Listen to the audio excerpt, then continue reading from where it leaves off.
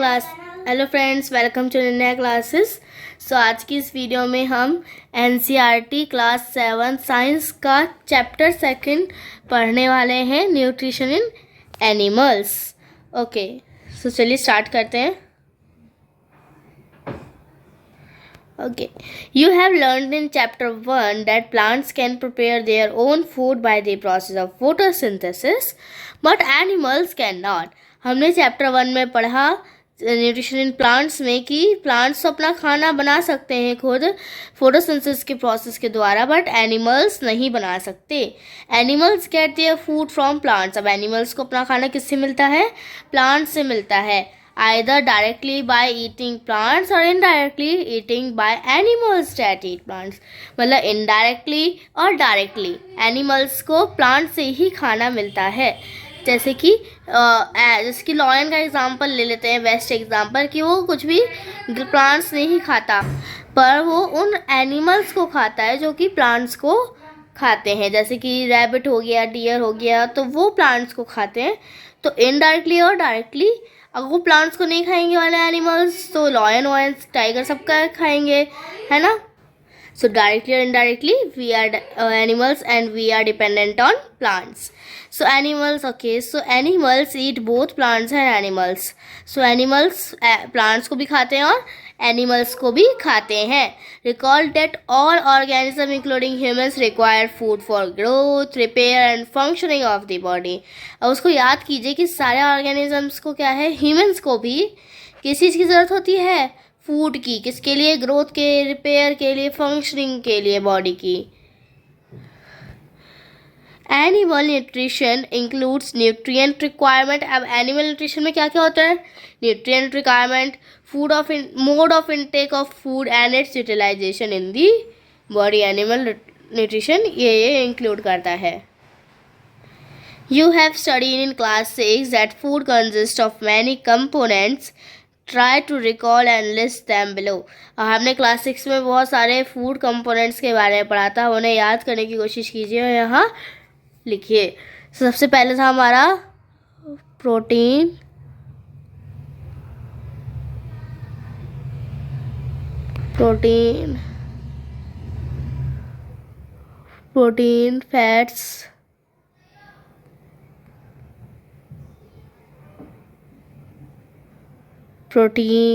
Fats, minerals and vitamins,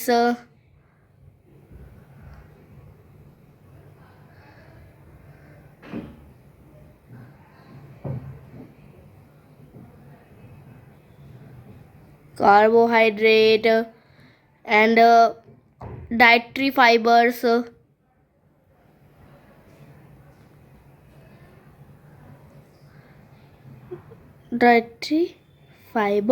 okay. इन सब का आप नोट कर लीजिएगा, okay.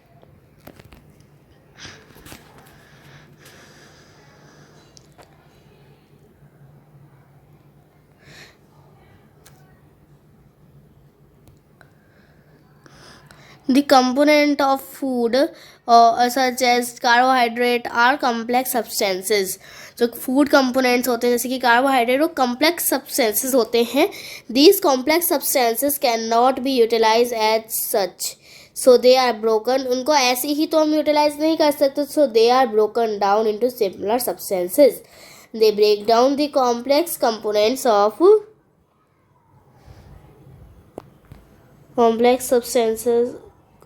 Food into similar substances is called digestion. अब आप इसको नोट कर लीजिएगा, इस डेफिनेशन को डाइजेशन की। कहाँ से है ये शुरू? एक मिनट।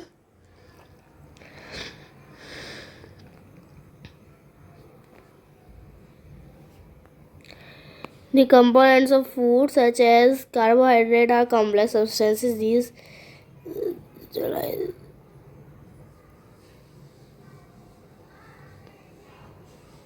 ओके, नहीं, यहाँ से नहीं है, यहाँ से आप करेगा the break down of complex substances of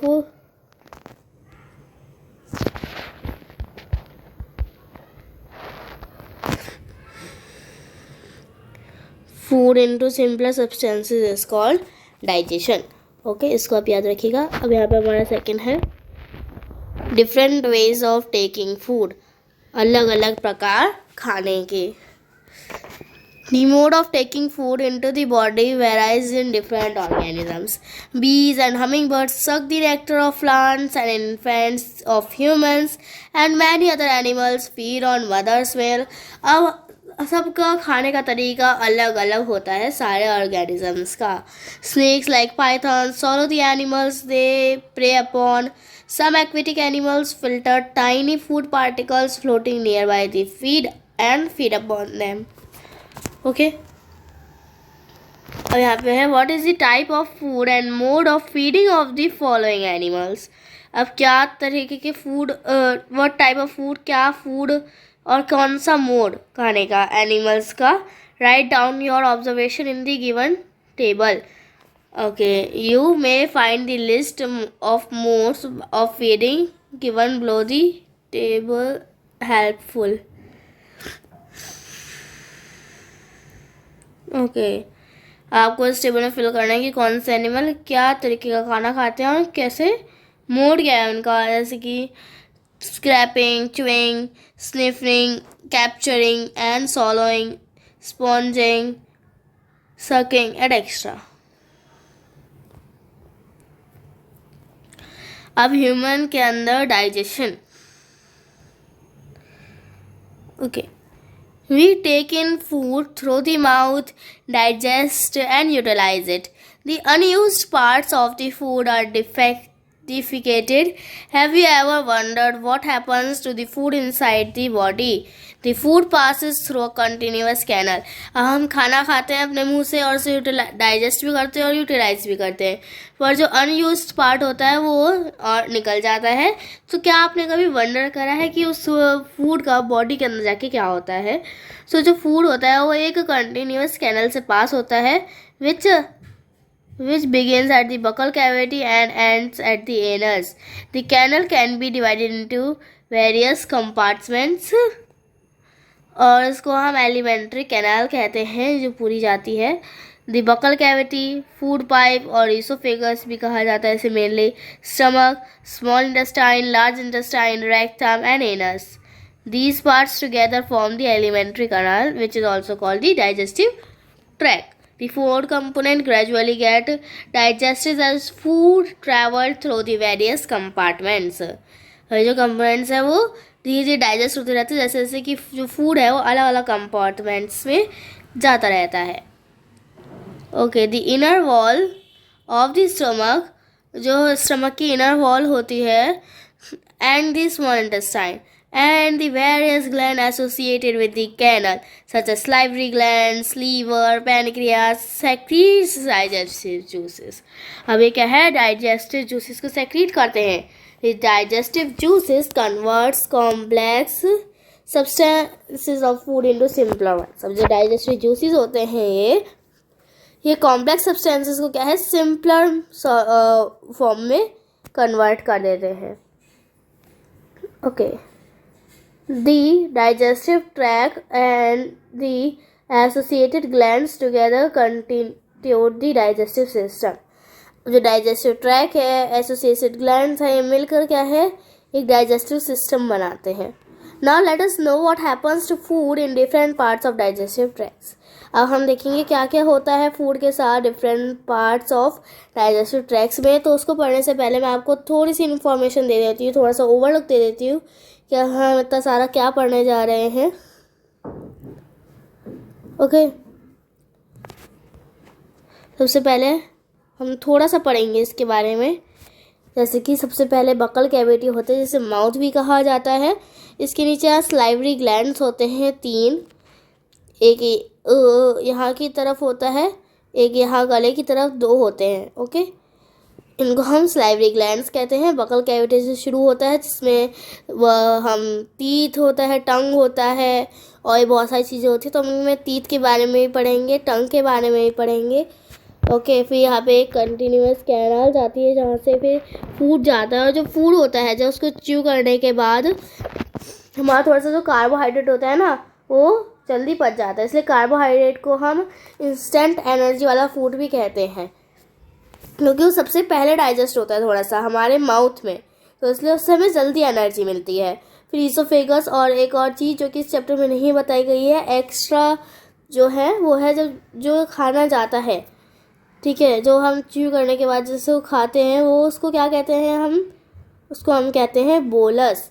इसको आप ध्यान रखिएगा। और जो कैनाल होती है इसको हम कहते हैं ईसोफेगस और फूड पाइप। ओके, फिर यहाँ से हमारा लीवर है, ये यहाँ पे गैल ब्लैडर है। लीवर एक सबसे बड़ा ग्लैंड है हमारी बॉडी का, जो कि ओके जहाँ पे बाइल जूस सेक्रीट करता है, वो गैल ब्लैडर में वो स्टोर होता है, जो कि एक्स्ट्रा होता है। ये हमारा यहाँ पे स्टमक है जो डाइजेस्टिव जूसेस सेक्रीट करता है। और एक और चीज़ यहाँ पे हाइड्रोलिक एसिड होता है, डाइजेस्टिव जूसेस होते हैं, और इसकी लाइनिंग पे अब जैसे कि हाइड्रोलिक एसिड और डाइजेस्टिव जूसेस बहुत हमारी स्टमक की लाइनिंग को बहुत ज़्यादा हार्म कर सकते हैं, इसलिए उसकी लाइनिंग पे क्या है, म्यूकस होता है। क्या होता है, म्यूकस, जो हमारी स्टमक को प्रिवेंट करता है किससे, डाइजेस्टिव जूसेस और हाइड्रोलिक एसिड से।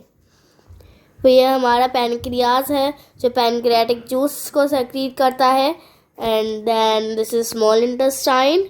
इसमें बहुत सारे villi type finger like structures होते हैं जो कि फूड को एब्जॉर्व करते हैं अपने अंदर, ओके, ताकि वो फिर पूरी बॉडी में पहुंचता है। फिर लार्ज इंटेस्टाइन है हमारी, ये वाटर को और सॉल्ट को एब्जॉर्व करती है, जो कि स्मॉल इंटेस्टाइन नहीं कर पाती है। फिर ये बात भी ध्यान रखिएगा, फीसीज कहाँ स्टोर होती है, तो रेक्टम में फीसीज स्टोर होती है, और फिर लास्ट में वो एयर से निकल जाती है। ओके, सो मैंने आपको भी ओवरलुक दे दिया है पूरा।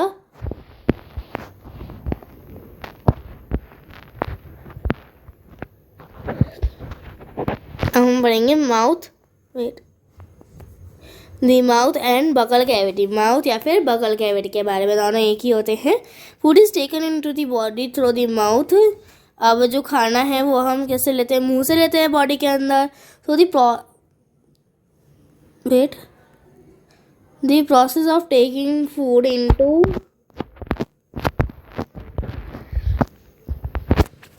The body is called ingestion.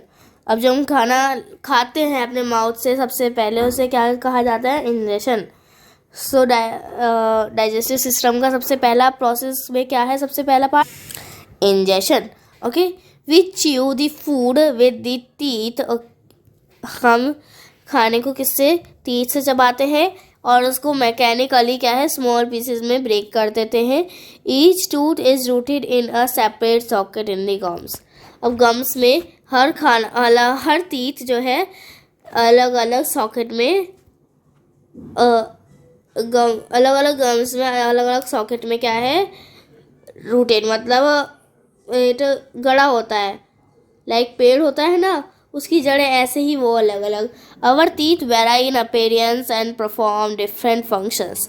हमारे टीथ अलग अलग तरह के दिखते हैं और अलग अलग होते हैं और अलग अलग फंक्शंस करते हैं।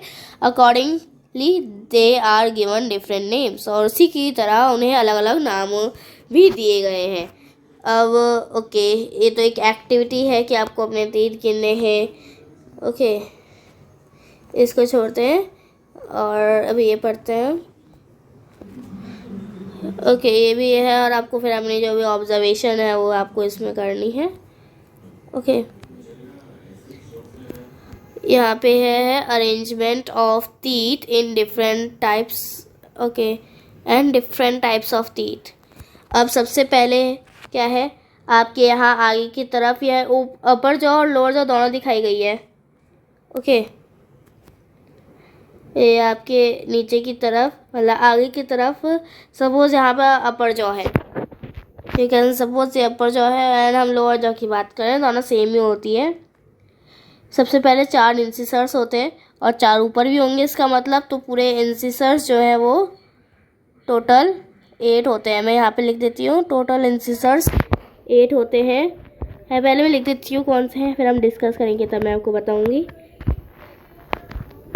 मैं अपर जॉ और लोअर जॉ दोनों के मिला के बता रही हूँ।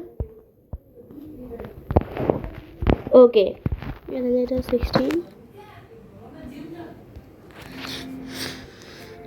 ओके, सो सबसे पहले 4 इंसिसर्स होते हैं आगे के, ऊपर भी होंगे ऐसे ही, और फिर 2 हमारे कैनाइन्स होते हैं ऊपर की मिला के 4। फिर यहाँ पे हमारे 4 प्रीमोलार्स होते हैं। देन यहाँ पे हमारे 3 इस तरफ मोलार्स होते हैं ऊपर की मिला के, हमारे टोटल 12 मोलार्स हो जाते हैं।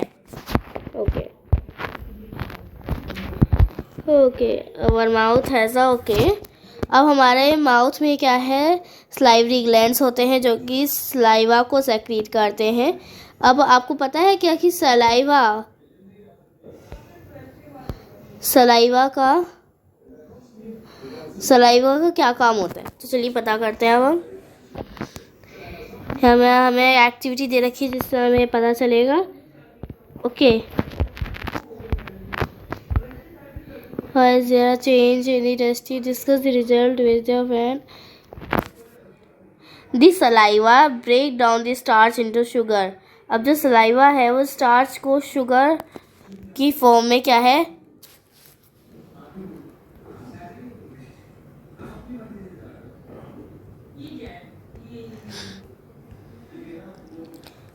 Break down the starch into sugar.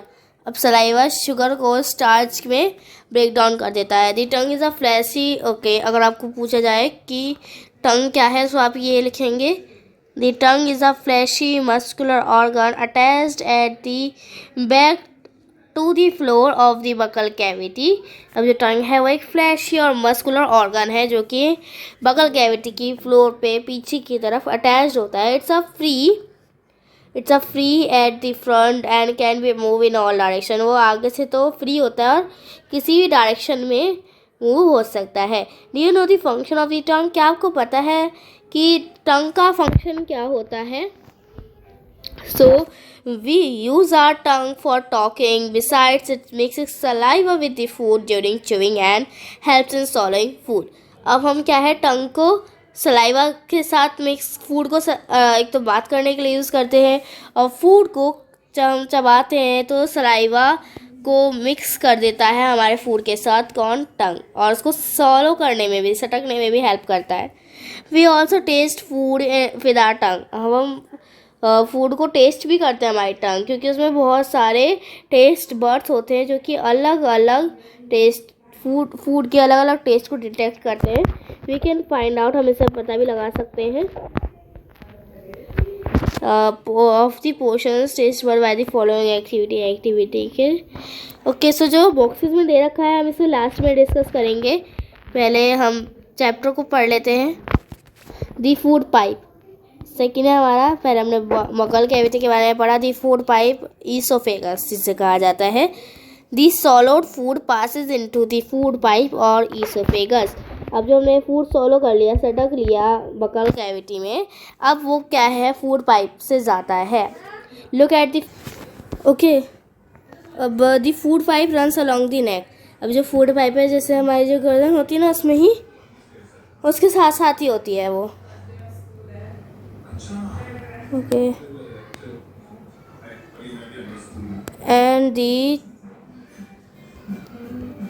and the chest. Food is pushed down by the movement of wall of the food pipe. अब जो वॉल होती है फूड पाइप की, वो फूड को पुश करती है, जिसे पेरिस्टॉल्सिस भी कहा जाता है इस मूवमेंट को। मतलब कुछ इस टाइप की मूवमेंट होती है, जैसे वैसे पुश करती है इसे। Actually, this movement takes place throughout the alimentary canal and pushes the food downwards. At the time, food is not expected by our stomach and it's vomited out. अब जब वो स्टमक हमारा उसका एक्सपेक्ट नहीं होता वाला फूड, सो वो vomiting के द्वारा मतलब वो बाहर निकल जाता है। Recall the instances when you vomited after eating and think of the reason for it. Discuss with your parents and teachers. Okay, सब हमारा भी थोड़ा सा ही चैप्टर रह रहा है, उसे हम पार्ट 2 में कवर करेंगे। यहाँ तक हमारा हो चुका है, कहाँ तक, दी food pipe and the oesophagus तक हमारा कंप्लीट हो चुका है। तो हम जल्दी से जो बॉक्सेस हैं उनके भी पढ़ लेते हैं जल्दी से। अमेजिंग फैक्ट है यहाँ पे हमारा, स्टारफिश फीड्स ऑन एनिमल्स। जो स्टारफिश है वो उन एनिमल्स को खाती है जिनके हार्ड शेल्स होते हैं, किसके, कैल्शियम कार्बोनेट के हार्ड शेल्स होते हैं, उन्हें खाती हैं। आफ्टर ओपनिंग दी शेल को खोलने के बाद स्टारफिश का जो मतलब स्टमक होता है वो एकदम बाहर निकलता है उसके माउथ से, उस सॉफ्ट एनिमल को खाने के लिए जो शेल के अंदर है, और फिर वो स्टमक वापस अंदर चला जाता है। कितना अमेजिंग फैक्ट है ये। एंड दी बॉडी स्लोली, और उसका जो बॉडी है वो उसे धीरे धीरे डाइजेस्ट करती है। बहुत अमेजिंग फैक्ट है। अब milk teeth and permanent teeth के बारे में हम बात करेंगे।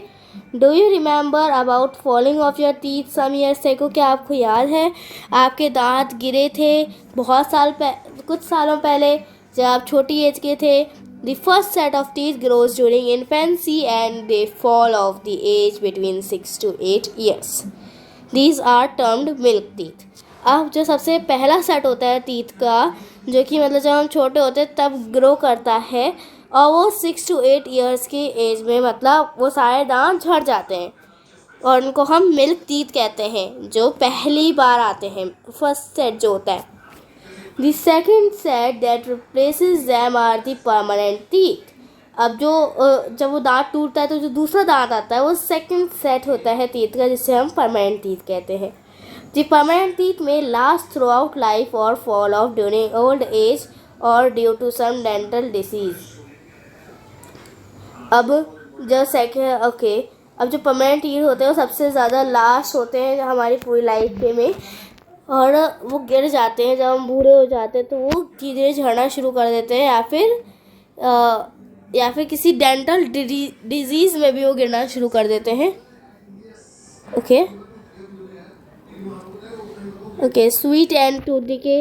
अब इसमें बताया गया है कि टूथ डिके कैसे होता है, इसको भी आप याद रखिएगा, क्योंकि पूछा जा सकता है बहुत बार एग्जाम में कि टूथ डिके कैसे होता है। अगर हम अपने दांतों को साफ़ नहीं करते कुछ भी खाने के बाद अपने मुंह में, बहुत सारे हार्मफुल बैक्टीरिया क्या है उगने शुरू हो जाते हैं हमारे दांतों में, और यही बैक्टीरिया क्या है, जो शुगर प्रेजेंट होती है हमारे लेफ़्ट ओवर जो फूड रह जाता है उस पर एसिड को रिलीज़ करते हैं, जो कि आप चैप्टर 5 में पढ़ेंगे, what is an acid is, acid base and salts में जो पढ़ेंगे।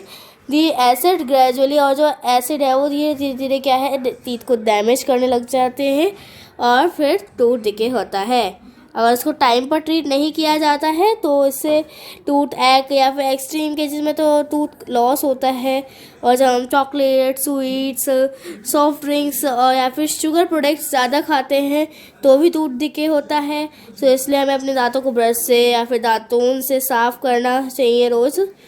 Special strong thread which is moved between two teeth and take out trapped food particle, या फिर डेंटल फ्लॉस से एटलीस्ट ट्वाइस, हमें 2 बार अपने दांतों को साफ़ करना चाहिए। एंड राइज और कुल्ला करना चाहिए जब हम कोई भी खाना खाते हैं उसके बाद। And also one should not put dirty fingers और any unwashed object in the mouth, या फिर हमें अपनी गंदी उंगलियों को या फिर जो भी ऑब्जेक्ट जो कि धोया हुआ नहीं है उसे मुंह में नहीं डालना चाहिए। या फिर जल्दी में हम उसे खा भी लेते हैं। जब जल्दी में हम खाते हैं बातें करते वक्त या फिर हंसते वक्त, तो हमें खांसी आती है, गेट हिचकीज और चोकिंग सेंसेशन, और ये तब होता है जब food particle enter the windpipe, जब फूड पार्टिकल विंड वाइप में एंटर करते हैं। The windpipe carries air from the nostrils to the lungs. अब जो विंड पाइप है वो एयर कैरीज करती है नॉस्ट्रल्स से लंग्स तक, और वो adjacent to the food pipe, वो फूड पाइप में भी जुड़ी हुई होती है। But the inside the throat, but throat के अंदर air food shares the common passage. Air जो है वो एयर और फूड कॉमन पैसेज शेयर करते हैं, मतलब एक ही रास्ता शेयर करते हैं। Okay, then how is food prevented from entering the windpipe. यहाँ पे क्वेश्चन है कि अगर वो दोनों एक ही पैसेज शेयर करते हैं तो फिर जो विंड पाइप में जो फूड एंटर करता है वो कैसे मतलब हम उससे बच पाते हैं। During the act of the swallowing, a flap like valve closing the passage of the wind pipe and guides the food into the food pipe. If by chance food particle enter the windpipe, we feel choked, get hickeys or cough. Okay so हमने सारे इसके जो भी थे boxes वो पढ़ लिए हैं। ये वाला बॉक्सेस हम अगले पार्ट 2 में कवर करेंगे, क्योंकि हमारा अब तक फूड पाइप तक के सारे जो थे ऐसे इंपॉर्टेंट पॉइंट्स उनको हम पढ़ चुके हैं। सो बाकी का जो भी थोड़ा सा चैप्टर बचा हुआ है उससे हम अगली वीडियो में डिस्कस करेंगे। अभी के लिए इतना ही, पार्ट 1 में बस इतना ही। मिलते हैं पार्ट 2 में अगले चैप्टर के साथ।